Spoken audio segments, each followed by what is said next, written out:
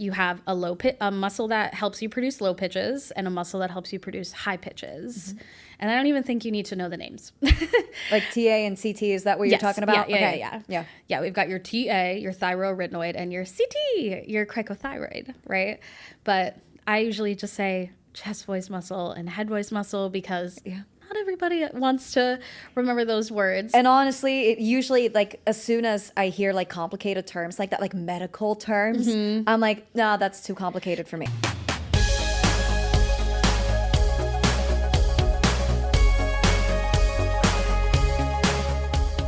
Hey Voxstar, and welcome to From Singer to Artist. I'm Lara Chapman, award-winning singer and songwriter turned viral vocal coach and the host of this show. At VoxTape Studios, we help singers from all over the world level up their voices by teaching them the 3 fundamental skills all singers need: technique, awareness, and artistry. Whether you're looking to go pro or just develop your voice for fun, my team and I are here to help. Check the link in the description to book your first session or grab some of our other resources. Alrighty, are you ready? Let's get started. We are back in the studio today with Coach Kate from our team. Hello. Hi. Hello. We're going to be talking about something that she knows a lot more about than I do, that's for sure. We're going to be talking about voice anatomy and how that is playing a role and how that's important for voice educators. Like if you're, a choir director, music director, you're a voice teacher. But I assume it also applies to just singers, Yeah, too? Absolutely. Yeah. Just nerdy singers like us, that have decided that we want to learn more about the voice. Yeah. That's the biggest thing. Yeah. I never in school, I went to school for music, so did you. Yeah. And for voice, and I never had a day of anatomy in school. Neither did I in my undergraduate education. I never learned anything about the anatomy of the voice. I knew that there was like a larynx. I knew that there was a diaphragm. Mm-hmm. I knew there was head voice and chest voice and like mixed voice, I guess. Yeah. And that was really all they taught us, which is crazy because I feel like instrumentalists know how to pull their instrument apart and put it back together. I wonder if pianists know how to do that. But no, I know what you mean. It's like people know what the parts of the flute are. They know like parts of the saxophone. And I feel like for some reason singers just, because we can't see our instrument, it's really hard to know what's happening with it, but also to like know the parts of it without ever, like a lot of singers, I didn't get scoped until I was in college. I don't think, we don't see our instrument and we use it every day to talk. Before I ask you what made you want to get into it and why are you passionate to talking about voice anatomy, let's first talk about why it matters. Why should people pay attention to this and not click to the next episode? Anatomy is important to know because knowing anatomically what's going on can help you know what you need out of your voice. If you are a pianist and there's something caught in your piano, you can see, I need to take that out for my instrument to function. Yeah. Right? So, and with our voice, we'll feel something caught in our throat. We'll feel, I'm flipping when I don't want to flip, or why can't I get that run? Like, what's going on? And there are ways that we can learn the anatomy of the voice to help us understand why something could or could not be working in our instrument, right? It's really hard to know because we can't physically see it. Yeah. Basically what you're saying is it helps you coach yourself better when you understand your instrument. Yes. And helps you coach other people too. Of course. Right? Yes. So you can troubleshoot your own voice, or you can learn how to troubleshoot other people's voices if you understand what's happening at like your voice box, on your voice box. At your voice box. In your voice box. In your voice box is the correct one. I don't know which one it is. No, I think it is in. That's why I love anatomy, and it's kind of the like base of my teaching when it comes to being a singing teacher, because when I'm thinking about teaching voice, I'm thinking about 3 different things. What's happening below the larynx, I'm thinking what's happening at the laryngeal level, and I'm thinking what's happening above the larynx every time I hear a singer.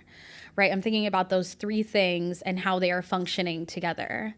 So, like if we're thinking below the larynx, I'm thinking about breath.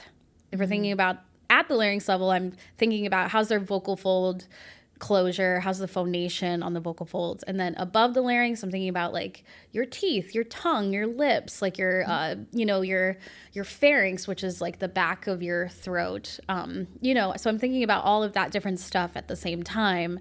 And they're kind of all floating in front of your face, and you're kind of like putting the pieces together to figure out what could be causing the blockage, or the thing stuck in the piano, I guess. Yeah. You know what I mean? For sure. So that's why anatomy is really cool to me. So that's why it's important, and that's why you shouldn't click away, because we can all be nerds together, I promise. I wish that somebody would have told me that when I was like in college and younger, like, because I was not a nerdy kind of person. I was like, I just want to do. I don't want to know why. I don't want to know history. Like, I just want to do.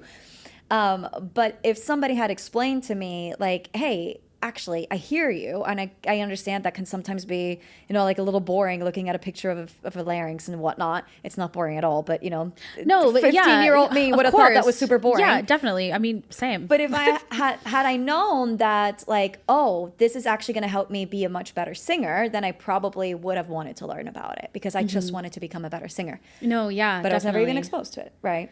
I think there is kind of like this like big kind of blind spot in like education of singing, and some people don't want to know about the anatomy, you know what I mean, which is totally okay, but it's hard sometimes because they just want to sing, but they don't want to know why something might be happening or not happening. In some cases you deal with students who like you can kind of give them a little bit, but you're not going to give them a ton, because it's just their eyes are going to glaze over and they're going to forget as soon as they leave, you know what I mean?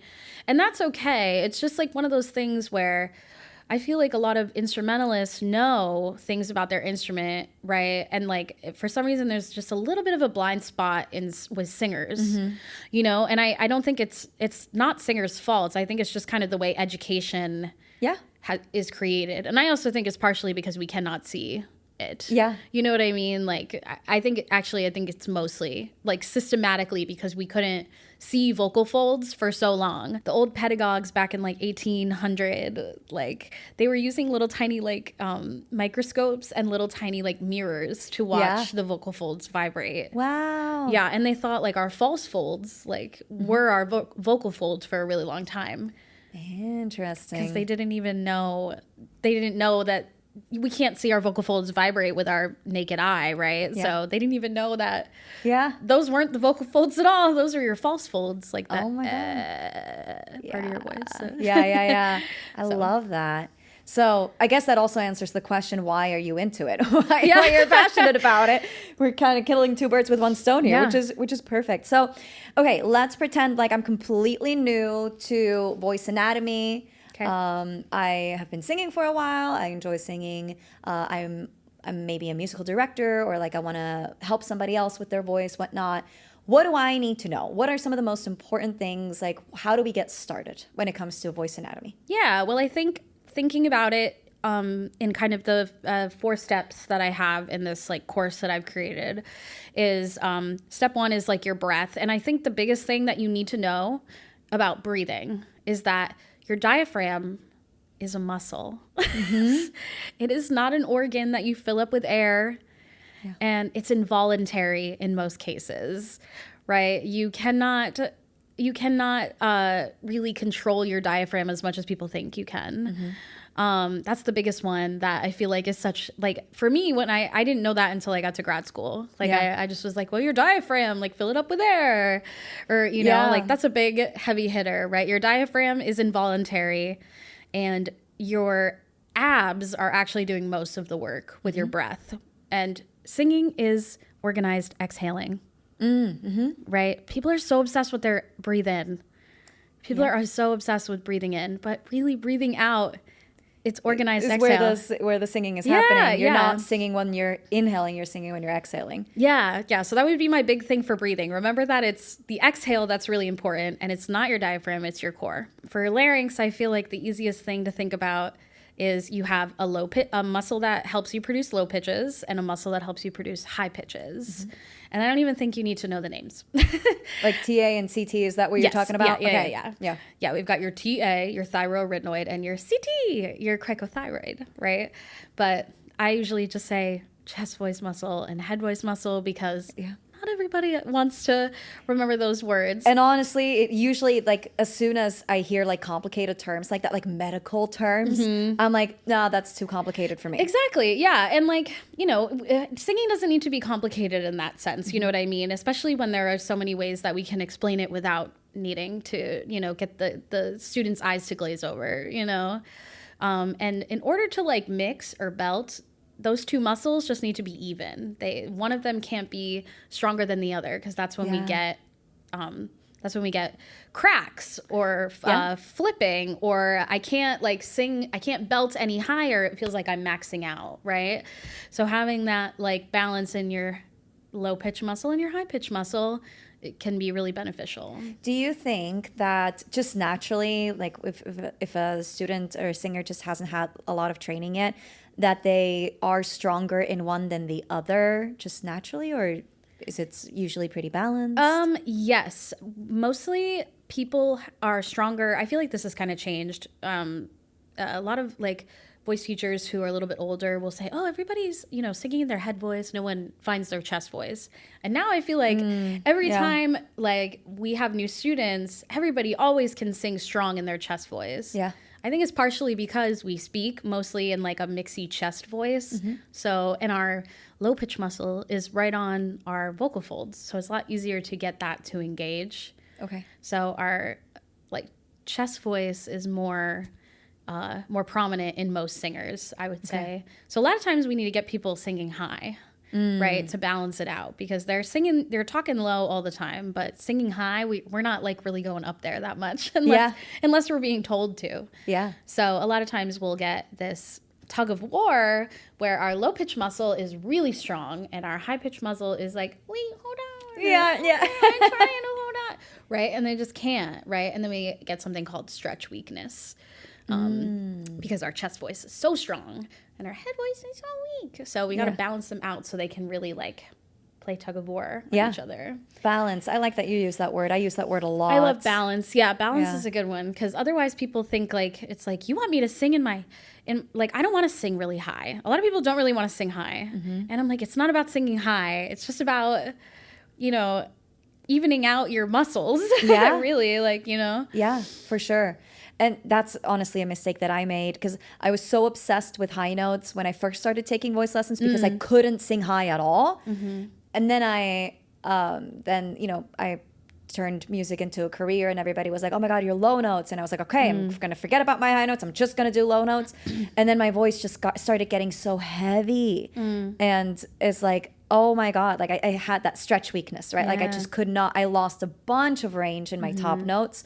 And it was just really, everything just started getting a lot heavier, even in my belt and in my chest voice in general. It was just heavy. I know, it's like that use it or lose it thing. It really is real, God. You know, like you could go to the gym for 6 months straight, and then if you stop going to the gym for 6 months, you know, you're going to lose the muscle that you've built up, you know. It's, but it's kind of a interesting thing to keep in mind when you're singing. It's like, well, maybe I need to exercise my head voice a little bit more to balance them out, you know. Even if you don't want to sing Mariah Carey or Ariana Grande. Right. Even if you don't want to do that, you should still probably do it, you know, just to help yourself feel more balanced with your singing so it doesn't get so heavy. Those are the big things. I feel like those are the big hitters that are like the misinformation about singing is the diaphragm is not an organ. It is a muscle. It's really skinny. It's like the thickness of a cereal box. Okay. It's really skinny. It's really skinny. And you can't fill it up with air. And your abs are important. I feel like those are the big ones that I like to hit on when I'm teaching like a 50-minute anatomy class. It's like your abs, your diaphragm, and your low pitch muscle and your high pitch muscle. Those are the big ones that like an everyday singer should really know, because those are things that most people are dealing with. And then we don't have to like get into detail of like everything. That's why you have an entire class, an entire course on this. But besides breathing and chest voice, head voice muscle, just so we know, like, what more is there to learn? What are some other things that when we talk about anatomy would like come up? Yeah, definitely. So the vocal tract, which is pretty much your vocal folds, the start of your vocal folds all the way up through your mouth. So like the back of your throat, we call it the pharynx, your tongue, your teeth, your lips. That's where most of our sound is. If you were to like just pull my head off and have my vocal folds vibrate, it would just sound like this. The reason our voice sounds like our voice is because of our vocal tract, our filter, right? So everything goes through that filter to create our sound. That's why everybody's voice sounds different. Everybody's body is shaped a little differently. Everybody's larynx is different. It's as different as a fingerprint. Yeah. Right? So you get all these different sounds from different people. That's why people will have these really cool voices. It's because of their vocal tract shape, you know, and sometimes it's just a natural sound that they get, like Adele's voice, for instance, or Gaga, you know, like they have this like natural sound that they're creating. And sometimes we can have weird or unexpected sounds if we have tension or things like that, right? And there's also the soft palate. People love to talk about the soft palate. Most of the time, your soft palate is down when you sing. But a lot of people think it's up like all the time. A lot of people think it's up all the time, but your soft palate is mostly down, especially if you're singing like pop music. Yeah. You know, because otherwise we get, if the world was way too rounded of a sound. There's so much to learn with anatomy. It's like so hard to try to put it all in like a quick little discussion. Of course, you know? Right? And so that's why I wanted to talk about it, because there's so much that most people just don't know, that it's like, it's not just real quick, like, oh yeah, you have a head voice and a chest voice and you're good to go. And the diaphragm is not right. Yeah, no, right? It's like there's a lot that goes into it. Like you said, like the larynx, right? But also like the position of the larynx that is also going to change. Yep. Position of your tongue. Position of your tongue. Position of your soft palate. Position of your lips. How much teeth are you showing? Yeah. You know, how much space is between your molars. There's so much. So when we talk about voice anatomy, or at least in your case, when you're teaching it, it's not just like, here's a video of vocal folds, and these are the different medical part, like the descriptions, like the medical names for the different parts. And like, it's not that dry kind of like way of learning about voice anatomy. It's all like applied, right? So like the larynx does this, and here's how that changes your sound. So if you're hearing this, make sure you adjust that way. That's what, at least what I'm understanding. Yes, definitely. And the thing about the course that I made is that it is like, here's the muscle, here's the cartilage. Like there's a little bit of that, but then it's like, so how do we actually put this into our teaching?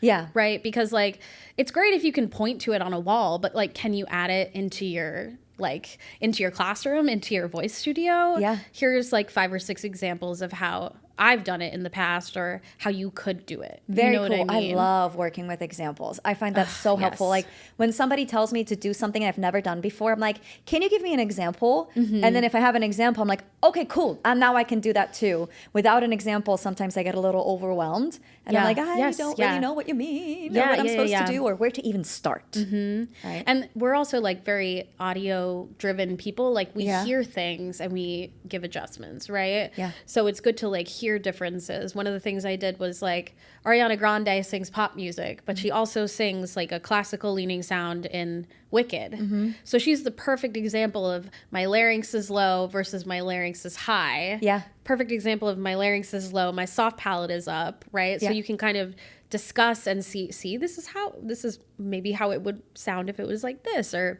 vice versa, you know, because it sounds great when you just say, well, lift your larynx. Well, it's like, well, what does that even sound like? Or what does that feel like? Okay, let's hear how Ariana Grande does it. And she like adds a little bit of teeth, or, you know, and how things that can sounded change. So much like Ariana Grande right there. Oh my God, I love it. All of this stuff is obviously going to help you like teach other people how to get the sound that they want. Yeah. But it also is just so much like very useful information to know how to adjust your own sound too, so that you can get the result that you want to get. It's just like, why wouldn't you want to know all these things? You know, like now looking back at this, like I'm almost 30 right now. It's like, okay, why wouldn't I want to know these things? I'm getting more curious as I'm getting older. Yeah, before in my teens, I just wanted to do. I didn't care about how the world worked. I just wanted to do my thing. Yeah. And so now that's changed as I've gotten older.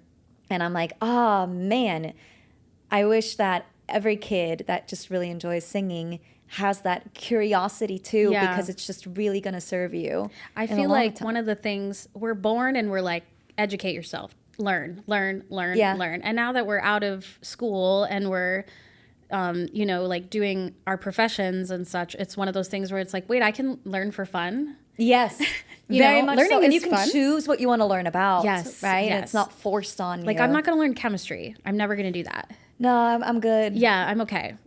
But like, I like learning about the voice. Okay, well, like, you can do that, and you can you don't need to know chemistry. Yeah, yeah.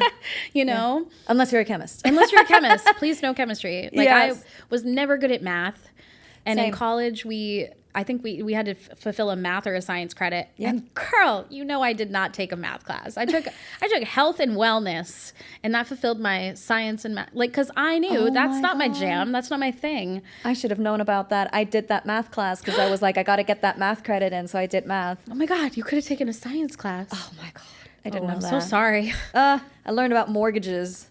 Oh, well, I there was you like, go. this is stupid. I don't like like the way the system, whatever it is, what it is.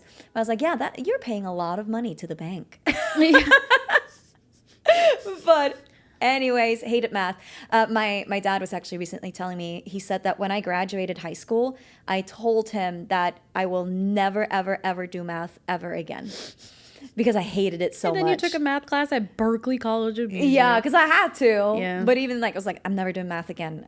But math is just a part of everyday life. But anyways, you can learn about the things that you actually want to learn about is what we're trying to say. Yes, yeah. When you're an adult, you have free will.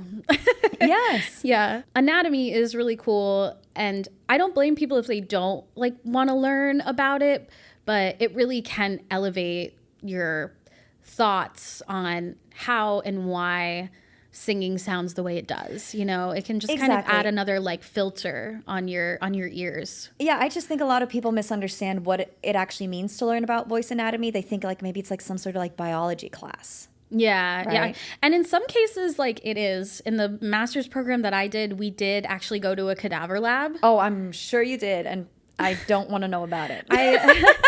No, I'm sure it was very, very famous. It was a little spooky. It was Yeah. a little spooky. No. I won't give you any details, but I did hold a brain in my hands.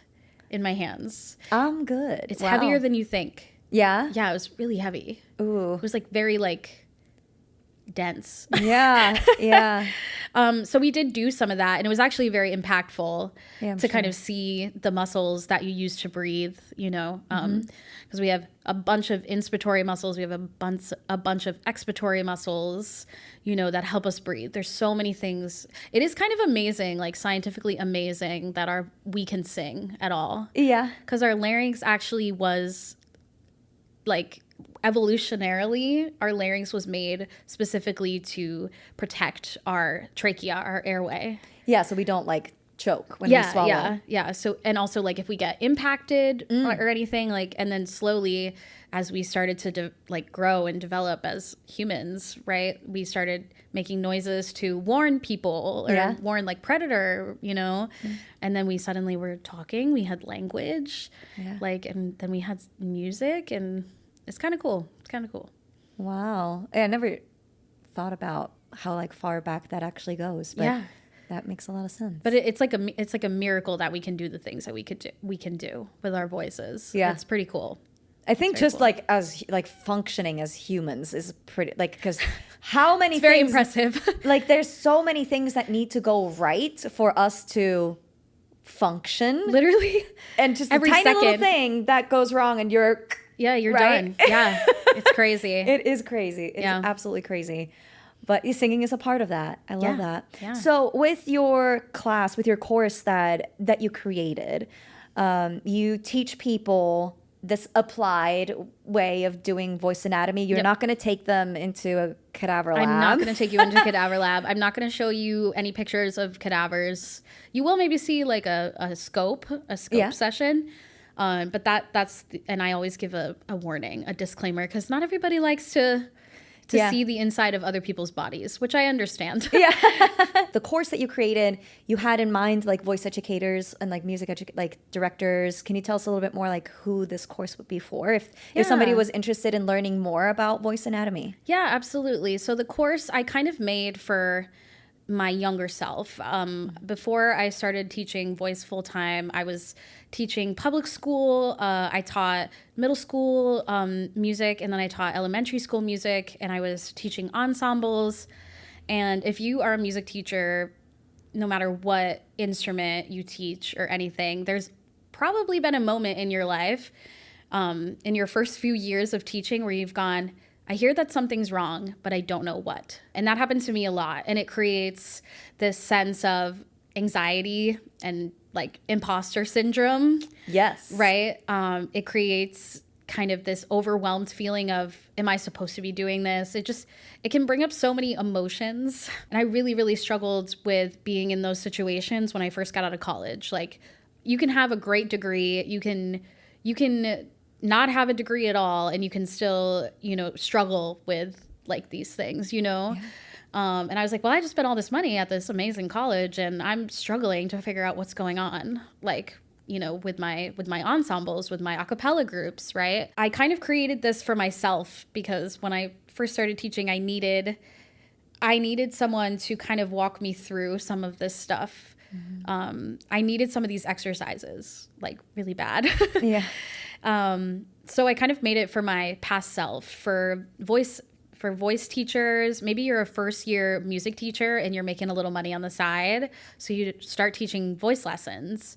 It's for that. It's for that first job you get out of school and you have no idea what's going on, and you just need some things to get you going, right? And give you some education around the voice, right? Because we get choir in college, but we don't really get anatomy or pedagogy around it.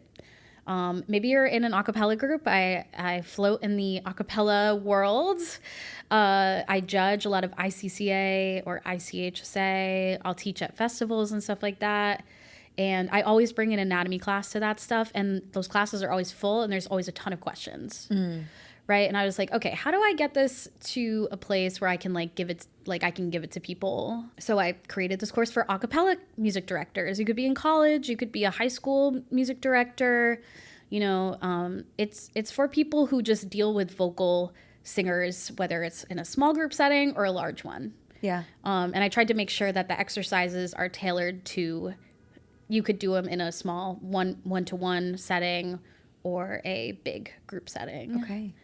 Very cool. That's kind of why I made it. I was like, I feel like this is something that's not getting fulfilled, Yeah. And I was like, and I feel like I can try and fill that space. So that's why I did it. My younger self really needed it, so I made it for myself. Yeah. It probably would have been good for me to go through that course before I taught my first voice lesson. Probably would have been good for me too. Yeah. But hey, you learn as you go as you grow. Definitely. And so, yeah, that's great. So anybody who is kind of like dealing with voices, one-on-one, group, if you're like, hey, I can sing well, I might want to learn Maybe how to you teach want to this. start teaching voice. Exactly. You can, of course, teach voice without having all of this. But, it's just a helpful way to kind of give you a little bit of a jump start. Yeah. Yeah.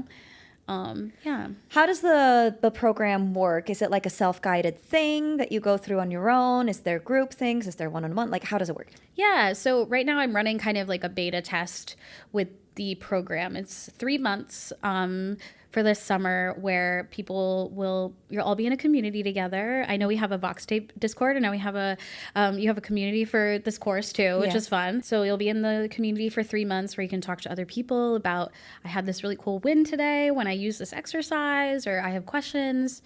And you're going to get a voice lesson with me once a month. So it's only 3 voice lessons, but you can use it to ask questions, ask about teaching. We can work on your voice. We can spend some time on you. And then there are 4 self-guided lessons that you can access for 3 months, and you can watch them as many times as you want for 3 months. Okay, cool. And they're about 30 minutes to 35 minutes each. So it's pretty digestible because it can be overwhelming. I wouldn't recommend watching them all at once. Yeah. Because my brain would explode. No, I always say, like, with our courses too, like, Yeah. don't treat them like a Netflix show that you binge watch, because it's going to you're go not gonna in get here and anything out there. Yeah. You're not going to remember anything. Yeah. So that's kind of what I'm offering right now is you get 3 lessons, you get the course, and you get community. And I'm hoping to get some people to come in and, you know, do a master class. Like maybe Laura comes in and teaches us about something, you know, like maybe, you know, like, because most of these people who will be in this course are going to be pop, you know, music for pop singers, for a cappella, you know, they want to learn more about it, you know? So, but I also wanted to make a one-on-one session where you could just be like, I'm really struggling with this and maybe I can help you. I don't know. Like, you know, I'll do my best. Okay. At the end of the day, I feel like the biggest thing about us is that we really want to help. We just want to help people. Like, you know, I just want to help teachers feel comfortable and safe when they're teaching. That's kind of like the big thesis. And help lessen that imposter syndrome, right? Yes, lessen that anxiety, because I would drive to work and I would be anxious, you know? I would be I would be trying not to crash out in front of a room full of like 100 fifth graders. Yeah. You know what I mean? Because it's like you can prep as much as you want, but there's nothing that can prepare you to being in front of all those people and suddenly not knowing what to do next. You know, it's scary. It's really scary. So. Knowledge is powerful. Knowledge is powerful. Very much so. Yeah. Just want to help you feel a little less stressed in your day to day. Yes. So your program, your course is for 3 months and it already started at the beginning of this month. So if people on June 1st.